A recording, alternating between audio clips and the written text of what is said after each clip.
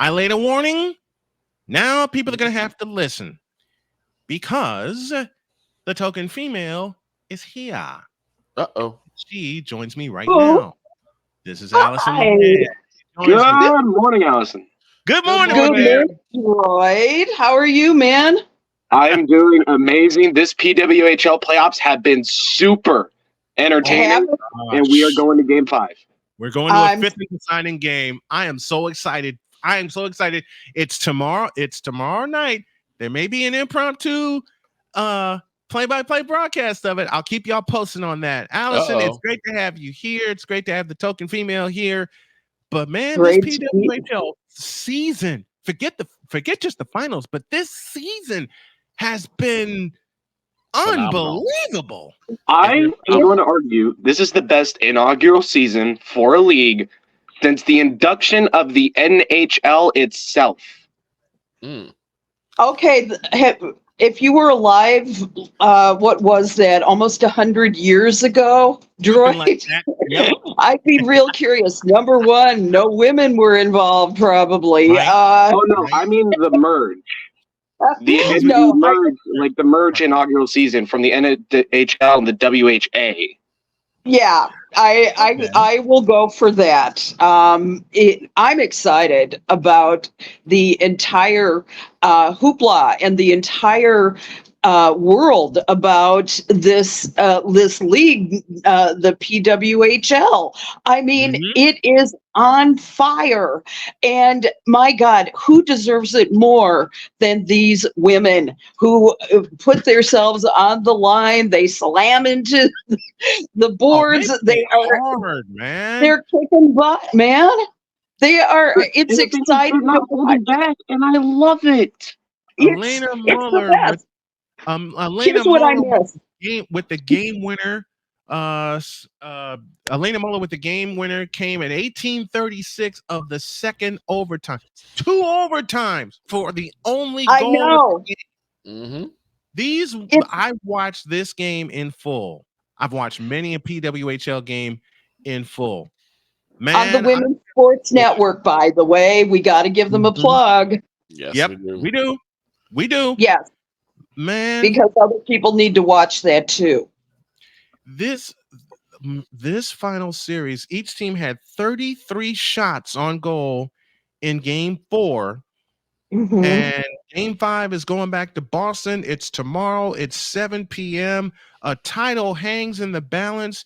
And I could not think of a better way for an inaugural season to conclude to have it be in a fifth and deciding game with the PWHL Cup hanging in the balance in Boston. And you know Boston is going to be absolutely silly with excitement for this tomorrow night. The ghost of the Bruins is upon them. The ghost of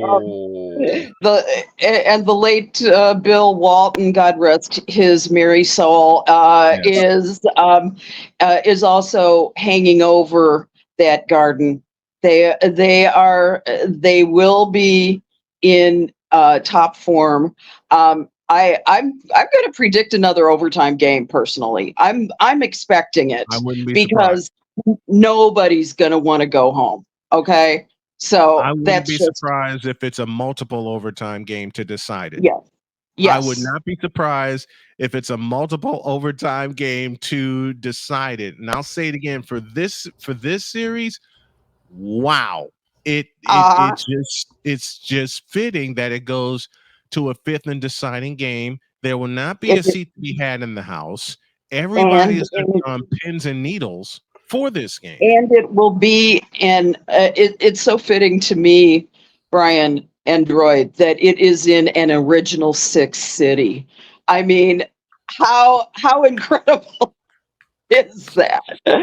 So right. I mean, I love the series, but it wouldn't have been right if it was decided in Minnesota in the XL Center. It's decided in an original 6 city. Mm-hmm.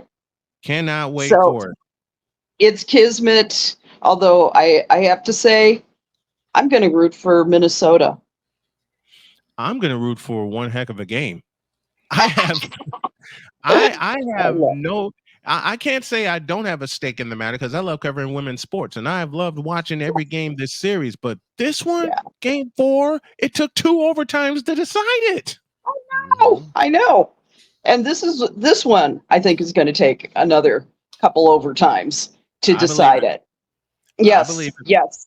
You heard it it. here first from all of us. We all Shall we talk about are in any of the? agreement. Yes.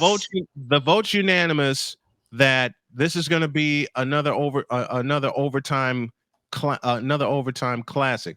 Ryan McCarthy's telling me to pick a side. Ryan, to be honest with you, and I've done women's hockey before, I can't.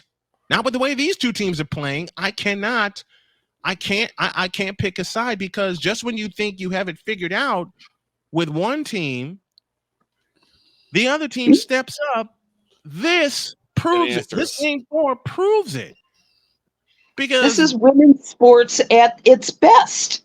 This is you cannot ask for more than what these teams have been giving you for the past, these past games. I mean, it's the best. I would love to see the Blackhawks take even a minor, just a smidgen of the enthusiasm, the fight, the everything that they've given. It's impossible. I mean, there's got to be love. There's got to be passion. There's got to be. And the thing is, this is across all women's sports, Brian. This is across the WNBA. This is across the NWSL. I mean, there is fire. And not to mention what else I'm gonna enjoy covering, the Women's College World Series. Amen. Some of the clinchers that I watched in rapid fire form yesterday, I fell out of my chair several times because I'm right there with you, Brian. The one game that got me was Duke and Missouri in Columbia. Duke had never been to the College World Series. No runs for 8 innings. Okay, the regulation softball game is 7 innings. No runs for 8 innings. Duke gets 4 in the top of the 9th inning. Missouri gets 3 in the bottom of the 9th. They have the tying run in scoring position, and it takes a great defensive play to decide it. To slam the door. What a boon for women's sports right now. And this momentum has to be carried going forward into the fall and beyond. Like you said, with the NWSL, with the WNBA, and we'll touch on that in a minute. But if there is ever a time for it to be capitalized on, they're sitting on it. They're sitting on it right now. They're doing it. That's the thing. They're in all areas. And the reason for this incredible explosion in terms of women's sports is you have a generation that has grown up with, all kinds of opportunities for women. This is the reason for, and at this point, all of the children who grew up under Title IX rules with equal opportunities that have been abounding for the last half century, this is the result. They now have the buying power and they want to see themselves out there. That's the reason why you can find the corporate sponsorship, because there's not a naysayer saying, the little brand manager who's 30 years old now saying, we could really do something with the WNBA. We could really do something with the PWHL. We can do something with the with WNBA. We could do it. We can't. A generation ago, there wasn't that kind of support. That's the reason why the WNBA now is going to expand to 14 teams by 2026. And the 2 teams that are coming in next year to be Golden State. They're out in San Francisco. They're going to play at the Chase Center. And then we go across the border to Toronto. and the naming has already started. The contest has already started to name that team. Someone made a Mhm. suggestion to me, and I say go with it. I think they should be called the Huskies up in Toronto. Your thought? The Huskies. Tell me why the Huskies, Brian. Tell me why. The only reason I can honestly give you is that it seems right. Because you Does think it? about Honestly, they need a team in Vancouver, and that Think- should be the team. That should be the name of the team in Vancouver. I'm gonna be honest. I'm going to go with yeah. For once, I'm agreeing with Droid. Yeah, all I right. don't know whether to take All offense right. to that or be like happy. Be No, happy. be happy. Look, It's a. be it- happy I, because I, we're all having I fun say it with it with here. love, Droid. Hmm? Yep. I'm sorry. Didn't mean to talk over you. This Saturday, Mhm. speaking of the WNBA, this Saturday is a matchup for the ages when you have two of the most celebrated rookies in WNBA history locking horns for the first time. It's a high noon tip-off Eastern time with the Chicago Sky and the Indiana Fever from a loud, proud, roof-busting, glass-shattering Gainbridge Fieldhouse in Indianapolis, indeed. Indiana. And if I don't do it here in my studio, I'm gonna have a press pass strapped to my neck to do that game. You know, it's a game everybody, Has a you and waiting I for. especially, have been waiting for and looking forward to, especially since Angel Reese basically got clotheslined the other night. Mhm. And I'm going to say this honestly, this is how I roll. There has not been much pushback on that incident. Well, it's something. Yeah. It's You something mean that you're talking about when Alyssa Thomas basically got her into a half Nelson, Yep. and Oof. and That's the incident.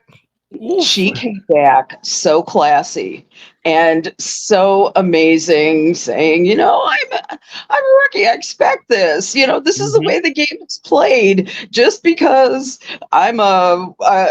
just because we're girls. I mean, Alyssa and I are both going to go nuts on the court. We're going to be able. We're going to do this, and then afterwards, we're going to be fine. And Mhm. and this was her. This was Angel Reese's role model growing up.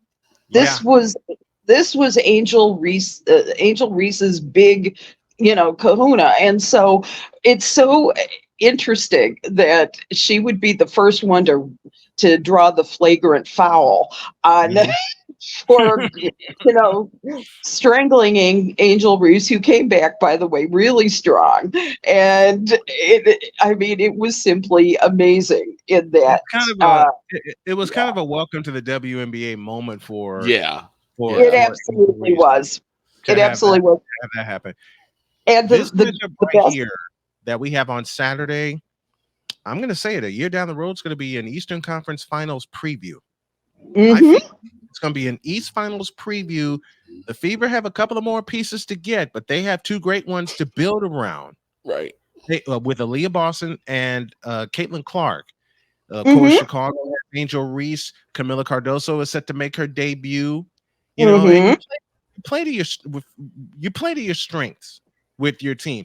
With Chicago, they're going to be rough. They're going to be tough. They want to live on the inside. With Indiana, they're going to live on the outside. Do not be surprised if this game goes an extra period and both teams have 100 points by the time this is over, because this is one of the feature games that has been building up with the audience, no matter which side they're on, positive, negative, or whatever. The effect is being had. Eyes are coming to the WNBA, and they're coming in droves. They're coming in droves. Mm-hmm. Yeah. It's amazing to me. Let me tell you already, though. I checked on the matchup when the Fever is coming to Wintrust Arena on June 23rd. Tickets are going for $212 is the low, $3,000 is the high right now. And remember, And remember, Wintrust Arena only seats 12,000. Right. If these two teams get their act together, and I'm praying they do on both sides, if these two teams get their act together, imagine that 12,000 becoming 24,000 at the United Center. They will find a way to make it happen there, especially if there's a playoff spot on the line, or if there's God help me, a final spot on the line. You know, I can only imagine. You know, the thing is that both teams have to make such an adjustment in order to make that happen, Brian. I mean, look at this. The Sky is 2-2. Okay, 500 record. They did topple the Liberty 90-81. But then came back and, you know, extended the Connecticut Sun's record, and they remaining the only undefeated team. So, honest to God, these matchups can go either way. And it's the hardest thing on planet Earth to change a pattern. And the thing is that, like tonight's game at Seattle Storm, you've got to shut down NECA and you've got to shut down Jewel Lloyd. That's the United or that's the game tonight at Wintrust Arena. You know, and in between that time, they're also going to have a game at with the Sparks on Thursday. So think about it. By Saturday, they're either going to be primed or exhausted. One of the two, but they'd better get their game face up. And they could be both primed and exhausted because you're facing two very tough foes in the Western Conference, and then you got to come back and you go to Indianapolis for a noon game. A noon game. 11 a.m. Central, by the way. 11 a.m. Central. It's an 11 a.m. Central time tip. It's a noon Eastern time tip. If this was a prime time game, everything would be shut down. I don't care if it's in Chicago or if it's in Indianapolis, as it is in this case. Everything will be shut down. You're right. Yes. It would be, and you know, as it is, who knows? I would suggest that any restaurant in the greater Chicago area and Indianapolis area ought to be shut down during that time, or make sure that they've got that on their big screens. So, but it's going to be a remarkable matchup for which both of them are going to be very well primed. I'm predicting, and I would say though that I'm picking the Sky. I am picking the Sky. They have a better and much deeper defense than the Fever does currently. They do. And the thing is, Caitlin Clark is great. I mean, she is one of 4 players. They're the only players in the WNBA with 100 points, 30 rebounds, 30 assists through 6 games. The only other 3 that had it, Candace Parker, Sabrina Ionescu. She is one of the 3. But she can't be, as Michael Jordan once said, defense, offense, and 3-point shooter all at the same time. You know, and she just doesn't have the backup right now. And sooner or later, this is going to be an issue. You know, that's why I'm picking the Sky at this point. Although I could be very surprised. And as we all can, because there's always a 50-50 chance in these games. But for this team, you know, I'm saying that with the Sky, they have better defense. They don't have great defense, but they've got a better defense currently than the Fever has. What do you think? They are And they are much deeper bench wise, which is going to probably carry them through.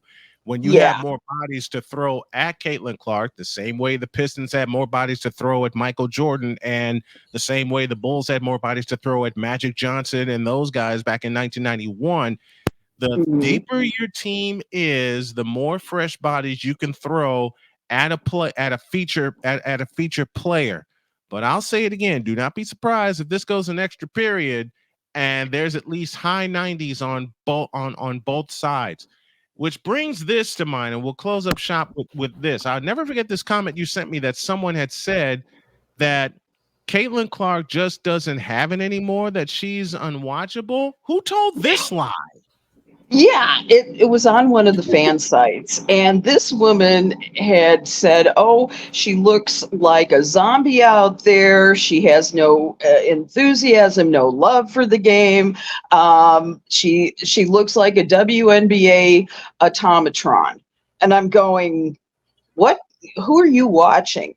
I think what she probably is referring to is she does get Caitlin does get a little panic in her Yep. eyes, Yep. and rightly so when she's being triple teamed, you know, and trying to figure a way out of it. She's running into incredible defenses, Oh and yeah. and that's been a problem. I would say this woman ended her quote by saying, "I will no longer watch the WNBA. I will no longer watch Caitlin Clark." And I'm going, lady, come on, you've got you got something coming, baby. I mean, this woman is learning every week. And you can't score 100 points over 6 games by not doing anything. She is having an outstanding rookie season by any measure. She is having a great year. What I think that is going to be necessary is for Caitlin, to get probably more comfortable with being triple teamed, and figuring at this level the way out of it. Yeah, and not be so panicked, as you said a moment ago. You can see the panic. I'm not Yeah. Look, I'm not totally immune to see what's going on when she had like 20 turnovers in 3 games. A Yeah. lot of that is panic, because Mhm. she wants it so much. She wants to succeed so much, but what she's got to realize, and what the staff of the Fever have to realize, your bench has to get deeper, and you got to get some Mhm. better players around her. You have to build that team. That's why Chicago has a little bit of an advantage, because they attacked an area that they needed. They needed some strength underneath. Enter Angel Mhm. Reese, enter Camila Cardoso, who makes her debut on Saturday. It's the Can't Sky. wait. I can't either. It's the Sky and the Fever. It's Saturday. It's an 11 a.m. Central Time tip-off, 12 noon Eastern Time. And I don't know. I just may have to throw Allison a bone and say, look, we're going to go ahead and do that one. We are doing the game Thursday night when Seattle pays a visit to Indiana. That's a 6 o'clock Central Time tip-off. We're up at 5:45 with the pregame show. And that's the token female, my dear friend, Alison Moran, joining us as she does every Tuesday morning. Thank you very much, my dear. I appreciate Thank it. you. I will see you later. Thank you very much. All righty. Have a great one. Man, this is gonna be fun. Yeah, I This agree. is gonna